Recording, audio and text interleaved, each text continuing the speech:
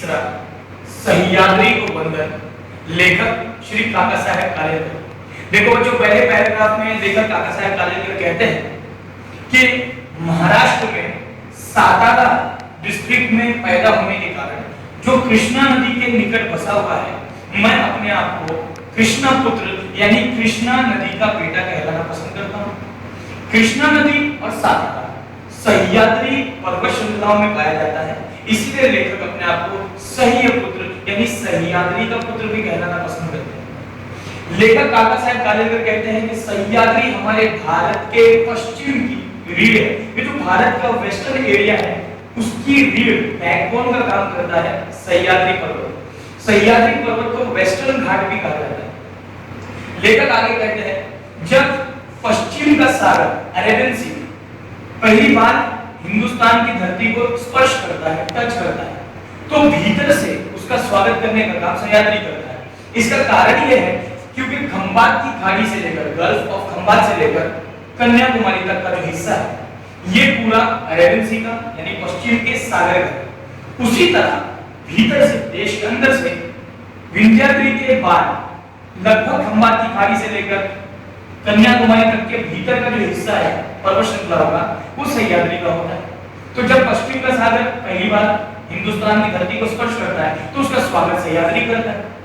अब ये कहानी के रूप में लेखक कहना चाहते हैं कि पश्चिम का सागर सह्याद्री के द्वारा इस वेलकम को, इस स्वागत को बहुत अच्छा समझता है और इस एहसान को चुकाने के लिए गर्मी के मौसम के बाद, ग्रीष्मकाल के बाद अपने नमकीन पानी से, अपने खारे पानी से मीठे बादल बनाकर सह्याद्री पर वर्षा करता है, सह्याद्री का अभिषेक करता है यानी सिर से पैर तक सह्याद्री को स्नान कराता है। जब गर्मी के बाद बरसात के मौसम में सह्याद्री पर वर्षा होती है तो उसमें से जो सौंदर्य प्रकट होता है, जो सुंदरता दिखाई पड़ती है, उसको देखकर काका साहब कालेलकर कहते हैं हम जैसे पर्वतों में रहने वाले सह्याद्री के बच्चे, सह्याद्री के पुत्र आनंद विभोर होकर, अत्यधिक प्रसन्न होकर नाचने लगते हैं और खुशी मनाते हैं। ऐसा लगता है जैसे प्रकृति माता, निसर्ग अपना वार्षिक समारोह, अपना एनुअल सेलिब्रेशन मना रही है। उसके बाद सह्याद्री से बहुत सारी नदियां निकलती हैं।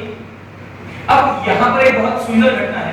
सबसे पहले मैं आपको ये जानकारी दे दूं, सह्याद्री का मतलब होता है सहयोग करने वाला पर्वत। सह्य मतलब सहयोग करने वाला, अद्री मतलब पर्वत। अब सह्याद्री का मतलब होता है सहयोग करने वाला पर्वत। लेकिन अगर हम ये इमेजिन करें कि जितनी भी नदियां सह्याद्री से निकलती है और वापस से पश्चिम के सागर में जाती है तो सह्याद्री ने सहयोग कहाँ किया? जिसने पानी दिया उसको आपने पानी लौटा दिया, तो ये सहयोग नहीं है। अगर पूर्व का सागर, बे ऑफ बंगाल, बंगाल की खाड़ी, ये कहे सह्याद्री से कि तुमने जिनसे पानी लिया उसको लौटा दिया, तो ये तो कोई सहयोग करने वाली बात नहीं हुई। तो सह्याद्री से निकलने वाली नदियां अपने पिता यानी सह्याद्री के सम्मान को, उनके अभिमान को कायम रखते हुए पूर्व में भी जाकर अपने आप को समर्पित करती, मतलब पूर्व के सागर को भी ये नदियां पानी देती है। लेकिन सह्याद्री से पूर्व के सागर तक का डिस्टेंस, फासला बहुत ज्यादा है, इसीलिए इन नदियों का जो प्रवाह है, जो फ्लो है, वो स्लो हो जाता है, धीमा हो जाता है और इनके पानी की क्वांटिटी, इनके पानी की मात्रा भी कम हो जाती है। इसीलिए ज्योग्राफी के अनुसार पूर्व के सागर में, बंगाल की खाड़ी में पानी कम है।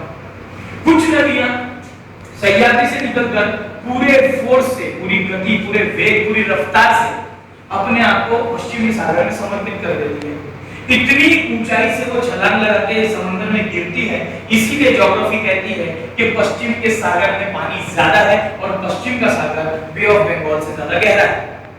आगे काका साहब कालेलकर कहते हैं कि सह्याद्री जो है वो हमारे भारत भूमि के पश्चिम की रीढ़, ठीक है, उन्होंने कहा, लेकिन उससे पहले वो कहते हैं हिमालय हमारे देश के जो नॉर्थ में सबसे बड़ा पर्वत है, वो हमारे देश के पूर्व से लेकर पश्चिम तक के हिस्से को कवर करता है, इसका अंतर नापता है यानी कवर करता है। फिर दोहराता हूं, हिमालय हमारे देश के पूर्व से पश्चिम तक का अंतर नापता है यानी ये पूरे इस क्षेत्र को सुरक्षा देता है। उसी तरह सह्याद्री हमारे देश के साउथ में, उत्तर से लेकर दक्षिण तक का अंतर नापता है यानी पूरे इस हिस्से को कवर करता है। अर्थ यह है काका साहब कालेलकर के अनुसार हिंदुस्तान में दो ही पर्वत है, पहला हिमालय जो पूर्व से पश्चिम के अंतर को नापता है और दूसरा सह्याद्री जो उत्तर से दक्षिण के अंदर को नापता है।